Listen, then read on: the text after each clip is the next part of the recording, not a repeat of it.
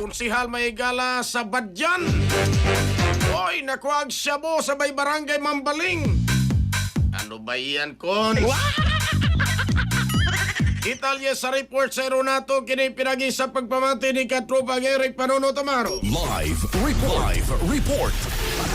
May kabuntag nga katurang Jerry mo timbang no og matod pa 5 gramos kanunay standard drug price value nga 34,000 ka pesos sa gituan sa mga ginaling drogas ang gingong nakuha aning usa ka konsel katrupag share sa usos mga barangay sa lungsod sa Badyan habgatang bahin sa probinsya sa Subo atol ni sa anti-illegal drug operations sa mga kapulisan sa Mambaling Police Station alas 8:50 sa kagabion sa may sitio ibabaw barangay Mambaling, Cebu City. Ang dinakpan mauning si Neil Leonard Evas Caballero alias Neil 29 anyos taga Purok 1 barangay Mahyaw lungsod sa Badyan og imong usa ka konsehal katupag sa barangay.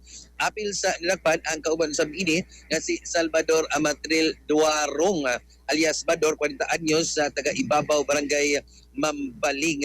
Din ang kapulisan matod pa una ni Katuban Seri dipahigan og intensified police operation sa ilang jurisdiction og didto ilaning naatlan ang duha wa man mailing konsehal na Katuban Seri mo itong gisita sa mutang kasagara mo anak po diha sa mutang dayo Katupang Jerry either naigana nga amigo or nipalita para usaba mangumpra Katupang Jerry ng drogas po diin ang kinipog duha nakuptan og daling gida sa Mambaling Police Station din sa samtangan ang maong konsel og iya kining usa ka lalaki pang kauban gikay na og kaso magatubang ni sila og kaso kalapasan sa Section 11 Article 2 RA 9165 o pag-upot og ginadiling nga drogas. So far katubang sir mga kikilan manito ka kasikas gikan sa Police Station 7 Newan Police Station mga katropa sa kabinet sa Gutan umot kami sustansyado di ay kape mga ila atong maindulsan kanya Santo Plus Coffee Mix alang sa Digusog Pilipino para sa Pilipinas inyong katropa sa Patrol Krubugtag XFM News.